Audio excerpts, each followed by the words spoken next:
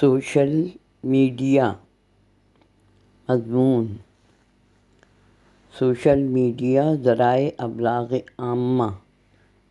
موجودہ دور میں سوشل میڈیا ذرائع ابلاغ کی ترقی سے انسانوں کی ساری دنیا تک رسائی ممکن ہو گئی ہے اور ہماری دنیا ایک گلوبل ولیج میں تبدیل ہو چکی ہے۔ گھر بیٹھے ہم پوری دنیا کی معلومات اور خبروں سے آگاہی حاصل کر لیتے ہیں۔ ریڈیو، ٹیلی ویژن، موبائل فون، اخبارات، انٹرنیٹ، میگزین، رسائل، کتابوں کے ذریعے ہم کسی بھی ملک کی تمام معلومات اور سیر کر سکتے ہیں، وہاں کے حالات و واقعات اور پروگرام دیکھ سکتے ہیں۔ ٹیلی فون پر گفتگو براہ راست ویڈیو لنک کے ذریعے کر سکتے ہیں۔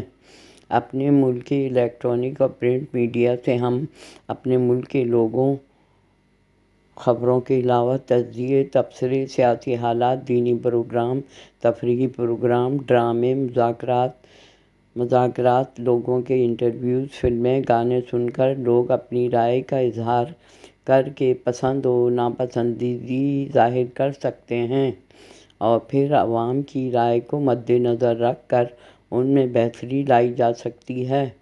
دور دراز کے علاقوں میں رہنے والے لوگ، برفانی اور پہاڑی علاقوں کے لوگ جو شہروں سے دور رہتے ہوں، سوشل میڈیا کے ذریعے وہ تمام حالات سے باخبر رہ کر اپنے آپ کو تنہا محسوس نہیں کرتے۔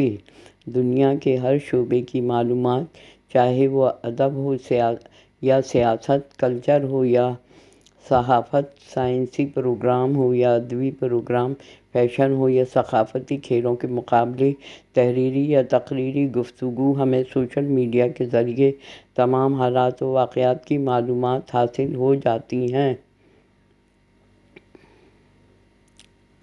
تعلیمی میدان میں نئی تحقیقات ہوں یا ایجادات یا طبی شعبے کی سہولتیں اور ترقی، ہماری نوجوان نسل دوسرے ممالک کی یونیورسٹیوں سے آن لائن تعلیم حاصل کر کے اور کورسز کر کے ڈگریاں لے سکتے ہیں۔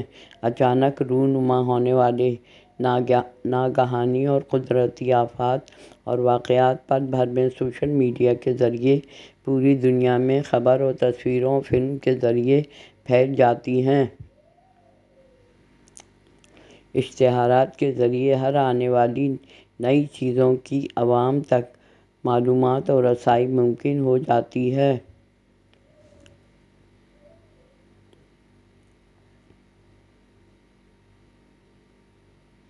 اس طرح تجارت اور لین دین کو فروغ حاصل ہوتا ہے۔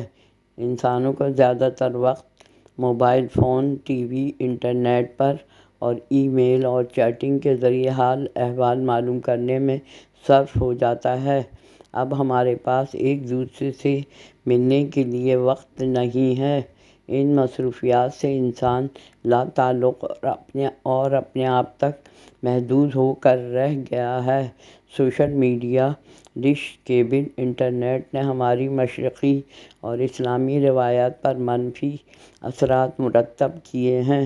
مغربی طرز زندگی اور مغربی تہذیب کی یلغار سے ہماری نوجوان نسل گمراہ اور بے راہ روی اختیار کرتی جا رہی ہے اور ہم اپنی اقدار اور روایات کو بھولتے جا رہے ہیں اور معاشرہ اخلاقی گراوٹ کا شکار ہوتا جا رہا ہے۔